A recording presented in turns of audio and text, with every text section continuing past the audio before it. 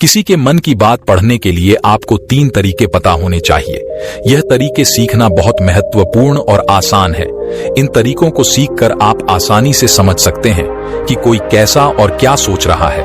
आज मैं आपको गौतम बुद्ध की एक कहानी सुनाता हूँ जो आपको दूसरों के मन को समझने और पढ़ने के तरीके सिखाएगी। बहुत समय पहले की बात है। एक छोटे से गांव में 2 सगे भाई रहते थे। बड़ा भाई अंधा था, इसलिए वह हमेशा घर पर ही रहता था और छोटा भाई खेती करता था। लेकिन खेती में एक समस्या थी। खेतों में बहुत सारे जानवर आ जाते थे, जिसके कारण पूरी फसल बर्बाद हो रही थी। इससे छोटे भाई को बहुत परेशानी हो रही थी। फिर एक दिन उसे ख्याल आया कि वह अपने बड़े भाई की मदद क्यों नहीं लेता, ताकि वह खेतों से जानवरों को भगा सके। क्योंकि उसका बड़ा भाई अंधा था, वह खेत में बैठकर जानवरों की आवाज सुनते ही उन्हें डरा सकता था। इस तरीके से हमारी कृषि बच सकती है। ये सब कुछ सोचने के बाद उसने अपने खेत में एक छोटी सी झोपड़ी बनाई और अपने अंधे बड़े भाई को उसमें रहने को कहा। उसने उससे कहा, भाई, अगर तुम किसी जानवर की आवाज सुनो तो जोर से चिल्लाओ। तुम्हारे चिल्लाने की आवाज सुनकर जानवर यहाँ से भाग जाएंगे। इससे हमारी फसलें बच जाएंगी। बड़ा भाई अपने छोटे भाई के विचार से सहमत हो गया और खेत में बैठने लगा। जब कभी उसे किसी जानवर की आवाज सुनाई पड़ती, वह तुरंत जोर से चिल्लाने लगता और जानवरों को डराकर भगा देता था। वे कई दिनों तक फसल को बचाने के लिए यह अभ्यास जारी रखते हैं।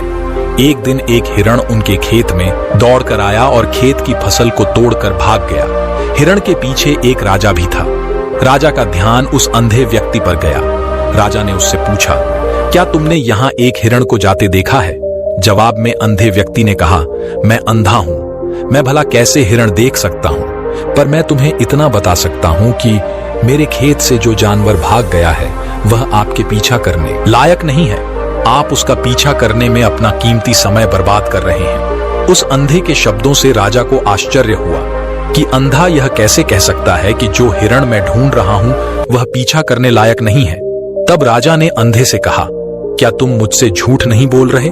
एक ओर तुम कहते हो कि तुम अंधे हो और दूसरी ओर तुम यह दावा करते हो कि वह जानवर जो यहाँ से भाग गया है वह मेरे पीछे पड़ने के लायक नहीं है। फिर अंधा कहता है, ओ राजा, वह प्राणी जिसे तुम हिरण समझ रहे हो वह वास्तव में हिरण नहीं है, वह एक मादा हिरण है और मेरे ज्ञान के अनुसार वह गर्भवती है। मैंने कभी सुना नहीं है कि कोई राजा एक गर्भवती मादा हिरण का शिकार करता है। इसलिए मैं तुम्हें यह कह रहा हूं कि वह तुम्हारे पीछे पड़ने के लायक नहीं है। तुम्हें उसका पीछा करने में अपना समय बर्बाद नहीं करना चाहिए। यह सुनकर राजा और भी हैरान हुआ। उसे समझ में नहीं आया कि अंधा यह कैसे जान सकता है कि वह गर्भवती मादा हिरण है। उसने सोचा कि कैसे एक अंधा यह जान सकता है मैं जिस हिरण का शिकार कर रहा हूं वह गर्भवती है या नहीं। एक अंधा इतने आत्मविश्वास के साथ कैसे कह सकता है? इसलिए मुझे इसे जांच करना होगा।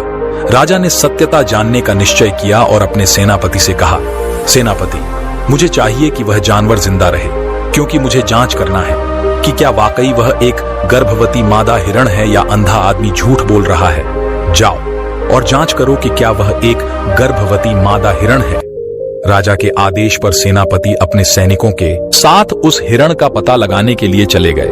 कुछ समय बाद जब वह लौटे और राजा से कहा, महाराज, यह अंधा आदमी पूरी तरह से सही कह रहा है, वह जानवर वाकई में एक गर्भवती मादा हिरण है। यह सुनकर राजा हैरान हो गया। उसे समझ में नहीं आया कि यह अंधा आदमी कैसे जान सकता है कि वह गर्भवती मादा हिरण है। राजा के मन में कई सवाल उठने लगे।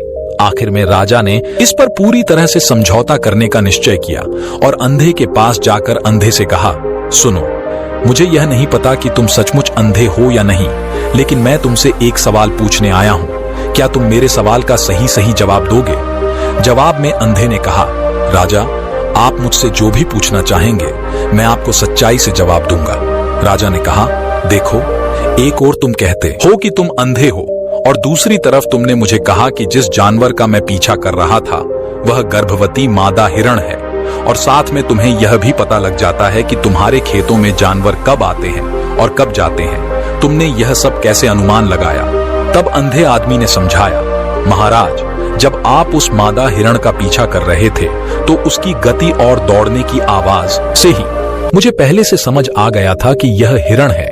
और मेरे खेत की बांध काफी छोटी थी, उसकी ऊंचाई ज्यादा नहीं थी। अगर यह सामान्य हिरण होती तो वह आसानी से उस बांध को पार कर सकती थी, लेकिन उस हिरण ने उस बांध को तोड़कर भाग लिया और यदि वह बांध पार करने की कोशिश करती तो उसके संतान को खतरा हो सकता था। इसलिए मुझे समझ में आ गया कि वह गर्भवती है। यह सब सुनकर राजा अंधे के विशेष ज्ञान और कौशल को देखकर चौंके हुए थे। राजा सोच रहा था कि यह व्यक्ति अंधा होने के बावजूद अद्भुत जानकारी और क्षमताओं से संपन्न है। राजा अंधे व्यक्ति की इस कला का लाभ उठाने का निश्चय करता है।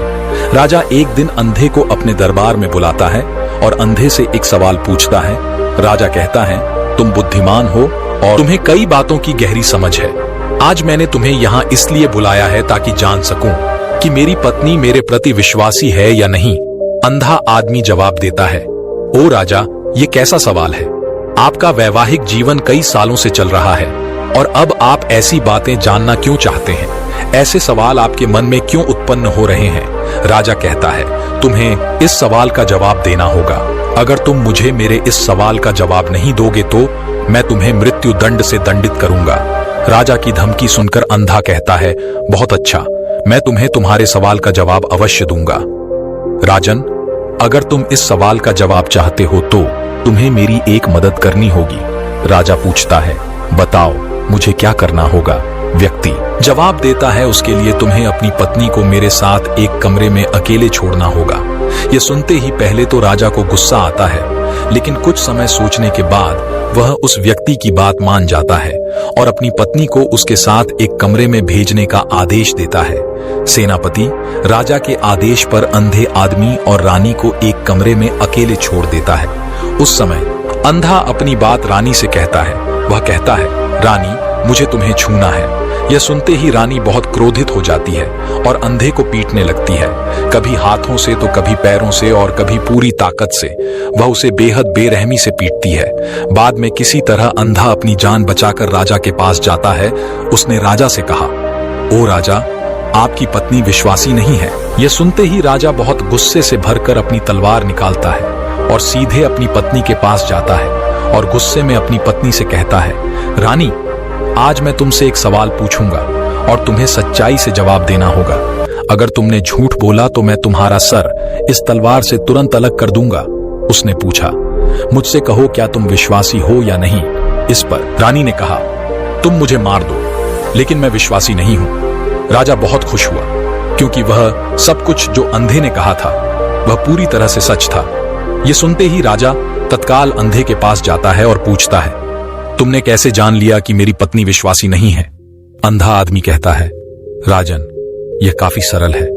मैंने आपकी पत्नी से कहा कि मैं उसे छूना चाहता हूं और इतना सुनते ही वह इतने क्रोध में आ गई कि मुझे मारने लगी। वफादार औरत कैसे किसी अन्य पुरुष को छू सकती है? जब मैंने उससे कहा कि मैं उसे छूना चाहता हूं, वह मुझे इनकार कर सकती थी, लेकिन उसने मुझे मारना शुरू कर दिया और उस प्रक्रिया में उसने मेरे पूरे शरीर को छुआ। अब तुम मुझे बताओ, इस प्रकार की औरत विश्वासी कैसे हो सकती है? राजा कहता है, तुम बहुत बुद्धिमान हो। उसके बाद राजा अंधे व्यक्ति से जोर देकर कहता है, तुम्हें मेरे एक और सवाल का सही जवाब देना होगा, मैं तभी तुम्हें यहां से जाने दूंगा। राजा फिर पूछता है, मुझे बताओ कि क्या मैं सचमुच मेरे पिता की संतान अर्थात बेटा हूं या किसी और का? इस पर अंधा व्यक्ति उत्तर देता है, राजन, इससे तुम्हारा क्या लेना देना है?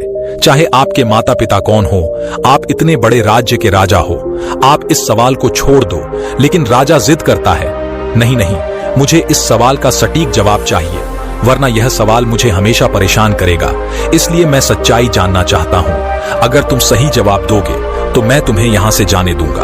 अंधा आदमी उत्तर देता है, हे राजा, मेरे लिए इस सवाल का उत्तर देने के लिए तुम्हें अपनी मां के पास जाने की कोई आवश्यकता नहीं है। मैं अभी बता सकता हूं कि तुम किसके बच्चे हो, लेकिन उससे पहले मैं चाहता हूं कि तुम मुझसे वादा करो कि तुम मुझसे गुस्सा नहीं करोगे। राजा कहता है, हाँ, मैं वादा करता हूं कि मैं गुस्सा नहीं करूंगा। फिर अंधा व्यक्ति जवाब में कहता है, राजन, तुम्हें बताने की आवश्यकता नहीं है कि तुम सचमुच अपने पिता के ही बच्चे हो। मैं तुम्हें अब बता दूं कि तुम मेरे स्वामी, राजा और परमेश्वर के पुत्र हो, लेकिन तुम एक कंजूस व्यापारी की छाया में भी हो।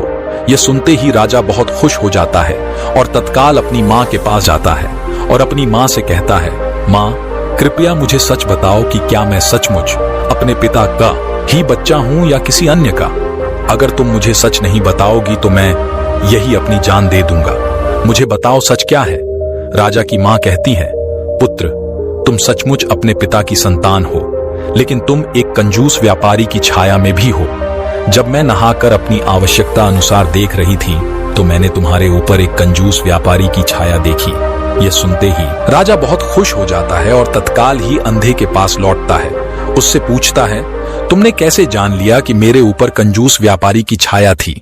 अंधा जवाब देता है, ओ राजा, आपने मुझसे कई सवाल पूछे हैं और मैंने आपके सभी प्रश्नों के उत्तर सही सही दिए हैं। अगर आपकी जगह कोई अन्य राजा होता तो मैंने अब तक कई पुरस्कार प्राप्त कर लिए होते, लेकिन आपने मुझे कुछ भी नहीं दिया। मैंने अब तक एक भी पैसा नहीं लिया है। इसी से मैंने अनुमान लगाया कि आप बहुत कंजूस हैं। यह सुनकर राजा हंसते हुए कहता है, जो भी तुम मांगो मैं तुम्हें जरूर दूंगा, लेकिन मुझे बताओ तुम कैसे जान लेते हो क्या सही है और क्या गलत? तुम इतने सटीक और निष्कलंक उत्तर कैसे दे सकते हो? अंधा आदमी कहता है, मैं प्राकृतिक रूप से अंधा हूं।